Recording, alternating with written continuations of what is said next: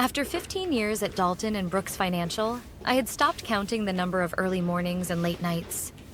I poured everything into this company: mentoring, overtime, fixing other people's mistakes, staying loyal even when budgets tightened. Yet, as I sat in the sleek, glass-walled conference room on a chilly Friday morning, none of that seemed to matter. Across the table sat Amanda Price, the freshly appointed CEO, barely in her mid-30s, flanked by Richard, the ever-aloof HR manager, and Kevin, my direct supervisor, whose smirk betrayed a level of satisfaction that turned my stomach. Amanda's voice was calm but detached, almost rehearsed. "Kathy, thank you for joining us. I'll get straight to the point. As part of our strategic shift, we're restructuring. Unfortunately, your position has been deemed redundant." Redundant. The word echoed in my head like a slap. I knew this company inside and out, from the legacy accounting systems to the quirks of our biggest clients. But I remained composed, folding my hands neatly in my lap. I had learned long ago that showing emotion in these rooms was a losing game. Before I could even respond, Kevin leaned back, crossing his arms. "We're just cleaning house, Kathy. Trimming the dead weight, if you will." Richard flinched but said nothing. Amanda didn't even blink. From the corner of the room, Emma, one of the younger analysts who'd only been with us for 2 years, chimed in softly. "Don't take it personally, Kathy. It's just business." Her voice was awkward, almost apologetic, but the words still stung.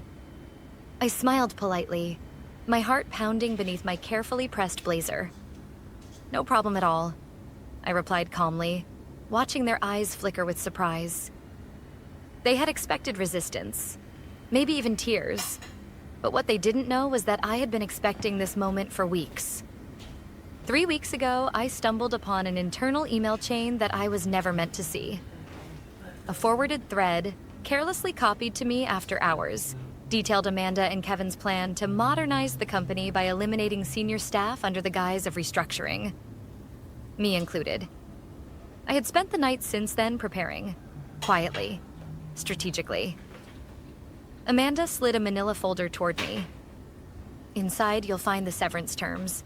We'll need your key card, laptop, and phone by end of day. Your team will be informed this afternoon." My team. 12 talented people who I had personally hired and mentored. They were like family to me. Many of them still leaned on me for professional and even personal advice. The thought of leaving them behind hurt more than the thought of losing my title. "I understand completely," I said, lifting the folder but not opening it. "Thank you for the opportunity." Amanda gave a relieved nod, already shifting her attention to the next item on the agenda. Kevin's smug grin widened, and Richard scribbled mechanically in his HR notebook. Only Emma, who avoided my gaze, seemed to register that something wasn't sitting right. As I walked back to my office, I passed by the main conference room where Amanda's hand-picked executives were already preparing for their Monday leadership retreat. Their laughter behind the glass walls rang hollow. I could almost see Kevin boasting about how he finally got rid of me. I entered my office, closed the door, and locked it. Then, I pulled out my personal phone and sent a short, decisive text. "It's happening. End of day today." The response came within seconds. "Perfect. Ready when you are. Dinner tonight?" I exhaled slowly, the tension in my shoulders loosening. Tonight I would meet someone who had been patiently waiting for this moment. Someone who valued what Amanda, Kevin, and the rest had underestimated. I glanced at the calendar on my desk. It was Friday. I would walk out of Dalton and Brooks today. But on Monday? Monday would be fun. And they had no idea. I arrived at La Maison, an understated yet elegant restaurant on the other side of town, far enough from the corporate district to avoid any curious eyes. The dim lighting, polished wood, and soft jazz spilling from the speakers made it the perfect place for a discreet conversation. "Over here," a familiar voice called softly from a corner booth. I smiled as I approached and slid into the seat opposite Jonathan Pierce, the CEO of Silvercrest Capital, Dalton and Brooks' fiercest competitor and a man I had quietly maintained a professional relationship with for years. He rose slightly as I sat, ever the gentleman, before settling back down and signaling the waiter. "They finally did it, huh?" Jonathan said as he poured me a glass of wine. "They did," I replied. "Exactly as we expected." His eyes glinted with satisfaction. Kevin's arrogance always was his weakness. And Amanda, well, I suspected she'd make this move the minute she stepped into Victor's shoes. Victor had been the previous CEO and, for all his flaws, had always recognized my contributions. His sudden retirement 6 months ago had marked the beginning of Amanda's rapid ascent and the slow, calculated marginalization of the senior staff. I had survived for a while, but I could see the writing on the wall. I didn't want to believe they'd go through with it, I admitted, swirling the wine in my glass. But when I found that email chain, I knew there was no saving it. Jonathan leaned forward, lowering his voice. "I've already had our legal team review everything. You're in the clear, Kathy. The improvements you've made to the client portfolio system over the last year, those late nights you spent working from home, we have irrefutable proof that you developed those enhancements on your personal time, with your own equipment." I felt the knot in my stomach loosen. "They underestimated me," I said quietly. "They always have." Jonathan chuckled. "They see age and assume complacency.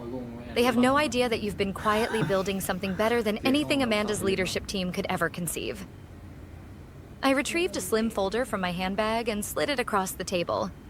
Inside were copies of the updated algorithms, efficiency reports, and the preliminary patent application, all under my name.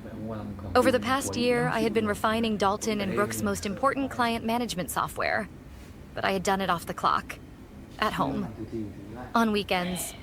Every improvement, every innovation was documented, time-stamped, and undeniably mine. Jonathan's eyes scanned the documents, and he let out a slow, appreciative whistle. "You've outdone yourself. With this, Silvercrest could outperform them within a quarter." I nodded. "That's only part of it. I also have the loyalty of my entire team. They've seen how Amanda and Kevin have treated me, and they won't stick around long once I'm gone. They've already hinted they'd follow me anywhere." Jonathan leaned back, visibly impressed. "You're offering me not just a system, but the people who know it inside out." I shrugged modestly. "They're good people. They deserve better than what Dalton and Brooks has become." The waiter returned with our meals, but neither of us touched the food immediately. There was too much at stake to focus on anything but the conversation. "When can you start?" Jonathan asked, cutting to the chase. "I'll take the weekend to regroup," I replied, feeling the weight of 15 years lift slightly from my shoulders. "But I'm ready, and so is my team." Jonathan grinned. "Perfect. Monday, we'll announce your appointment as Silvercrest's new Director of Strategic Innovation. We'll position it carefully, but the message will be clear." I could already imagine the look on Amanda's face when she saw the news. "There's one more thing," I said, leaning forward. "I've already drafted a series of transition documents. I'm going to leave them behind. Every procedure, every password, every project outline. It'll look like I'm leaving out of courtesy. But without me and without my team, they'll realize just how much I kept together." Jonathan's eyebrows rose. "Poetic." "Strategic," I corrected. "I don't want revenge. I want recognition. And I want my people to be protected." As we clinked glasses to seal the plan, I felt a surge of calm confidence. The wheels were already in motion. Amanda, Kevin, and the others thought Friday marked the end of my story. They had no idea it was only the beginning. The office felt different when I walked in on Monday morning, though nothing had physically changed. The familiar hum of printers, the soft tapping of keyboards, and the low murmur of conversations all carried on as usual. Yet beneath it all, I could sense the quiet undercurrent of gossip. News of my departure had already circulated. I passed a few coworkers in the hallway who offered sympathetic smiles or quick glances before returning to their screens. Emma, the young analyst from Friday's meeting, hovered near the break room, looking as though she wanted to say something but couldn't summon the courage. I gave her a gentle nod before making my way to my office, where the box I'd started packing on Friday sat on my desk. Framed family photos, awards, and little trinkets from conferences over the years all stared back at me, reminders of how much time I had invested here. But what struck me most was the silence. None of the executives came by. Kevin didn't even have the decency to check in. For all their bravado on Friday, they couldn't even be bothered to see me off. I spent the morning meticulously organizing every project I had touched. Not because they deserved it, but because I knew what I was doing. Every file, every process, every password was documented down to the smallest detail. A gift, wrapped with a bow, that would still leave them hopelessly lost without the context only I and my team fully understood. By noon, the awkwardness around the office had reached a peak. My team, every single one of them, stopped by my office one by one, pretending to bring me files or ask procedural questions. But I knew better. They wanted to say goodbye. And more importantly, they wanted to know if there was more to the story. Miguel, my most trusted developer, closed the door softly behind him. "Is it true? You're just leaving? After everything?" I smiled gently. "Not exactly." He raised a brow, clearly hoping for more. "Check your personal email tonight," I said, standing to shake his hand. "Trust me." He hesitated, then nodded. "We'll miss you. All of us. They'll try to keep things afloat, but without you?" He trailed off, shaking his head. "It won't be the same." "That's their problem now," I replied with a wink. Later that afternoon, Richard from HR arrived, clipboard in hand. He conducted my exit interview like a man desperate to be anywhere else. He rattled off policy after policy, sliding a non-disclosure agreement toward me like it was just another sheet of paper. "You understand that all work created during your employment remains the property of Dalton and Brooks?" he recited flatly. I signed, emphasizing every word. "Of course. Anything I created during my employment with company resources belongs to Dalton and Brooks." I said it slowly, letting the qualifiers hang in the air. Richard didn't catch it, too busy checking boxes. "And you affirm you have no copies of proprietary information?" he asked. "I've taken nothing that belongs to the company," I said, truthfully. With that, the formalities were over. I packed the last of my things, sealing the box with tape. As I stood in the doorway one final time, I looked around my office, lingering on the empty chair where so many teammates had once sought advice, comfort, or guidance. "Leaving so soon?" Kevin's voice came from behind me. I turned to find him leaning against the doorframe with a forced casualness. His tie was loose and he radiated smugness. "Well," he continued, "don't let the door hit you on the way out. You had a good run, Kathy, but this place needs fresh blood. No hard feelings." He gave a little shrug as if dismissing a waitress. I smiled politely, keeping my expression unreadable. "No hard feelings at all. You'll probably enjoy retirement," Kevin added. "Maybe take up gardening or something." I kept my eyes on him. "Oh, I'm not retiring," I said softly. "I've already lined something up. Starts Monday." Kevin blinked, caught off guard. "Oh?" "A leadership position," I added, stepping past him into the hallway. "Something I'm quite excited about." He chuckled awkwardly, but I didn't stay to listen. I walked straight out of the building, box in hand, leaving behind 15 years of memories, late nights, and, most importantly, the people who had underestimated me. I wasn't just walking away from Dalton and Brooks. I was walking towards something far more rewarding. And Monday? Oh, Monday was going to be very interesting. I woke up earlier than usual on Monday. There was no rush, no commute to the office where I'd spent the better part of my adult life. Instead, I stood in front of my bedroom window, coffee in hand, watching the sunrise cast a soft glow over the city. I had always been the kind of person who believed in hard work and loyalty, but this morning I felt something I hadn't felt in years: freedom. By 8 a.m., the news had gone live. I refreshed the Silvercrest Capital website, and there it was, bold and impossible to ignore. Silvercrest Capital announces Kathy Bennett as Director of Strategic Innovation, exclusive rights secured for revolutionary client portfolio system. It wasn't just a new job title. It was a public claim of ownership over the very system Dalton and Brooks depended on. The press release explained how I had developed the updated system independently, away from company time and resources. It outlined Silvercrest's plans to roll out the technology, leapfrogging competitors. I knew Amanda, Kevin, and Richard were reading the same release right now. In fact, I was sure of it because moments later, my phone buzzed. 9:12 a.m. Emma. Kathy, what is going on? There's chaos here. I smiled to myself. 9:17 a.m. Miguel. They just called an emergency executive meeting. Amanda looks like she's seen a ghost. I replied simply, check your personal email before setting my phone aside. Over the weekend, I had sent private offers to my entire team. Every developer, analyst, and coordinator who had stood by me, undervalued and ignored for years. Silvercrest had prepared senior roles with higher pay, better benefits, and, most importantly, real recognition. By 10 a.m., the news had spread like wildfire through the financial sector. Industry blogs were already dubbing it the Bennett coup. LinkedIn was buzzing with posts about the sudden shift. Dalton and Brooks clients were starting to panic, and so was Dalton and Brooks.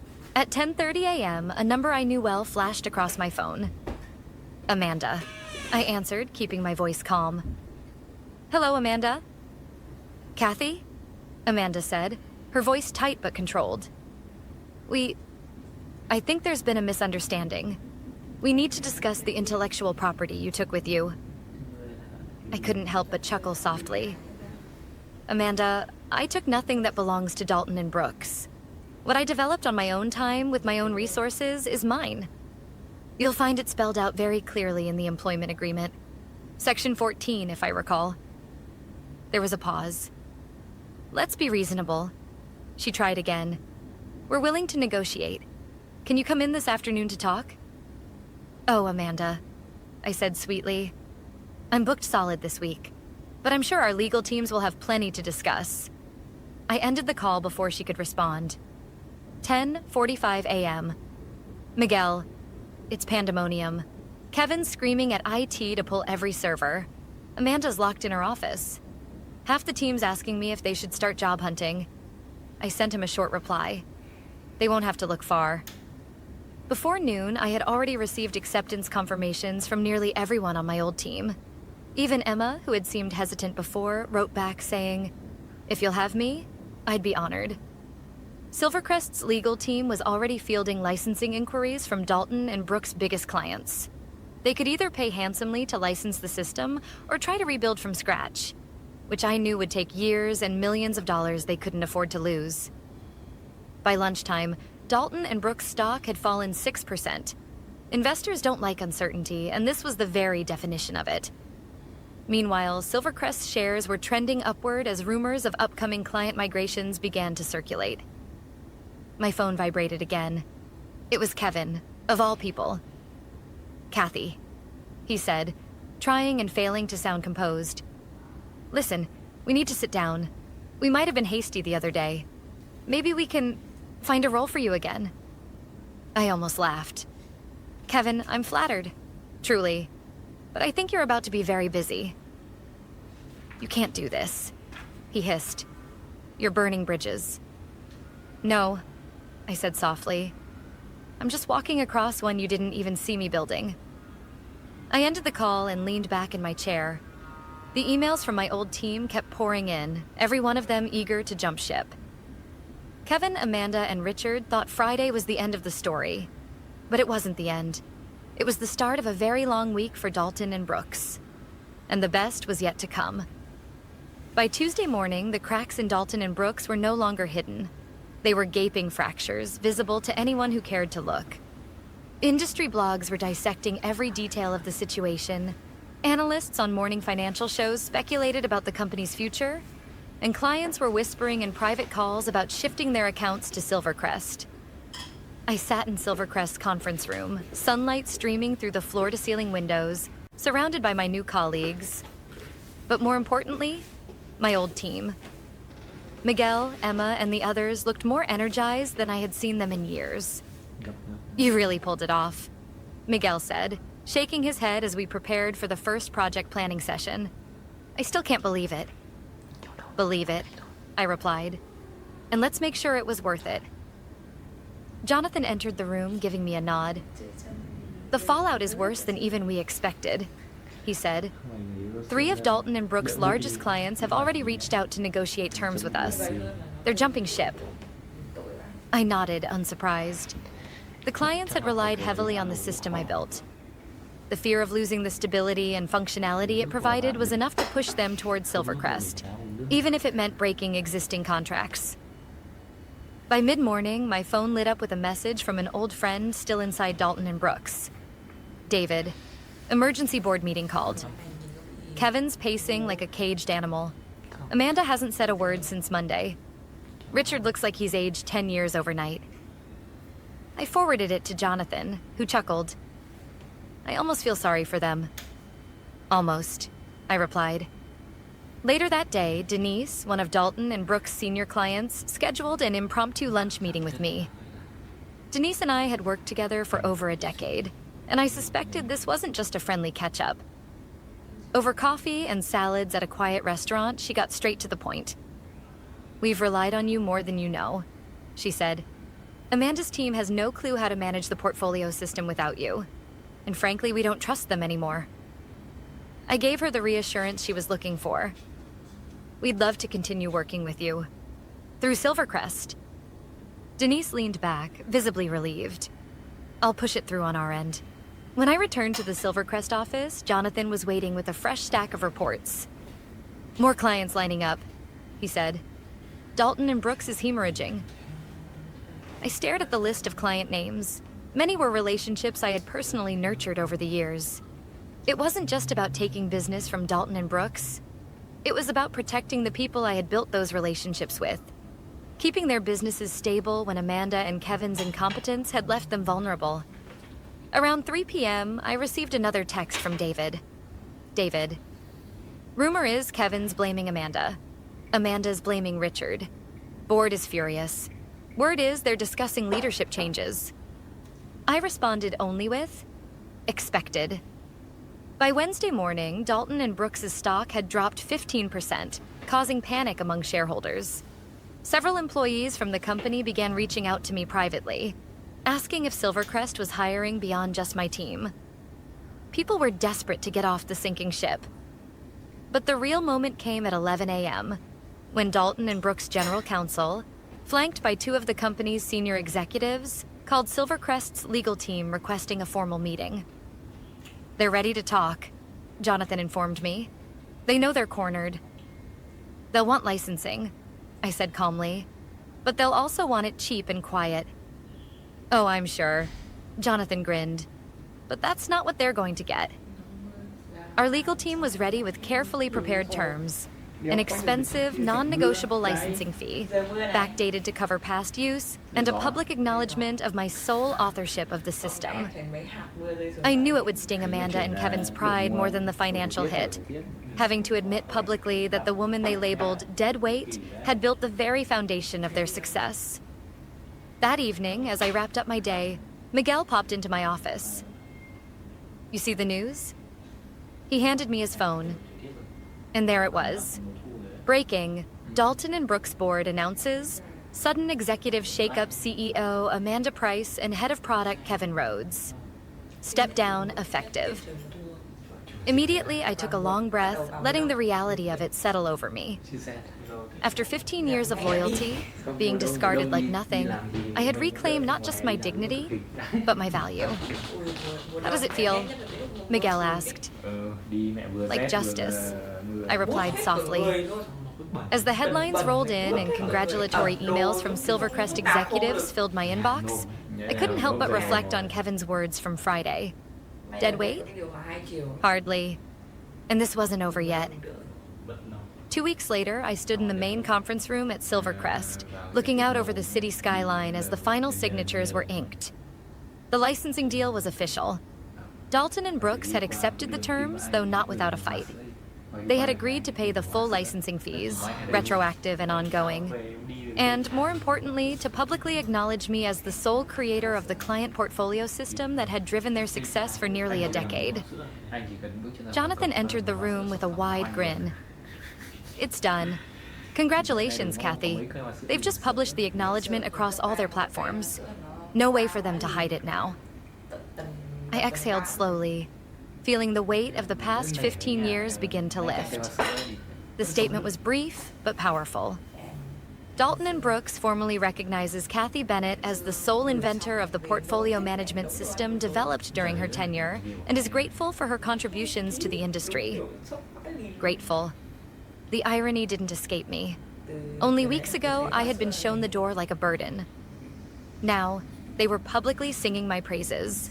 More importantly, Silvercrest was thriving. The clients who had followed me and my team had integrated smoothly. Our new version of the system, enhanced by the refinements I had held back after sensing Dalton and Brooks's betrayal, was outperforming every projection. Miguel and Emma knocked on the open door. "You might want to see this," Miguel said, holding up his tablet. The headline nearly made me laugh. Dalton and Brooks faces investor revolt, following executive mismanagement board under pressure to explain patent oversight and talent exodus. "The vultures are circling," Emma remarked. "They'll survive," I said, folding my arms, but not without learning a hard lesson.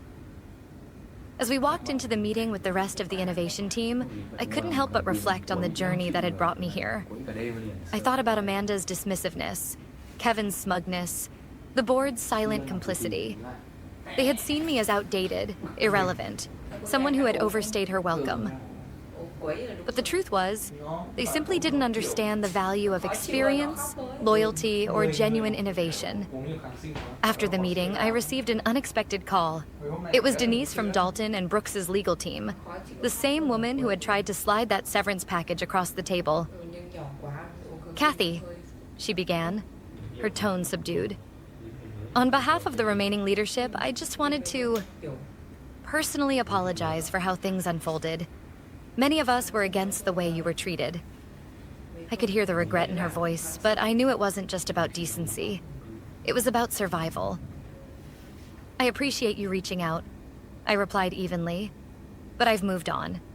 And so has my team." Denise hesitated. "If there's ever a chance to collaborate again in the future." I didn't let her finish. "I think Dalton and Brooks has some internal rebuilding to do first." We ended the call politely, but the message was clear. They had burned a bridge they desperately wished they hadn't. Later that evening, as I walked through the Silvercrest offices, I noticed how different it all felt. Here, people listened when I spoke. My ideas weren't met with dismissive glances or patronizing smiles. My age wasn't seen as a liability, but as proof of experience. My team thrived, their energy palpable, unburdened by the toxic environment we had left behind. As I passed by the development wing, I caught sight of Emma leading a small group, confidently explaining a complex system. Miguel stood by her, nodding in approval. Seeing them shine like this meant more to me than any title ever could. Jonathan found me later by the windows. "You've changed things, you know," he said. "Maybe," I replied, "but it shouldn't have taken this much for people to recognize the value we bring." He nodded. "It's not just this company. People in the industry are talking about it. About you." I glanced out at the city. Let them. Maybe next time someone will think twice before pushing aside the so-called dead weight. As the sun set, casting a golden glow over the skyline, I finally allowed myself to feel it. Not revenge, but satisfaction.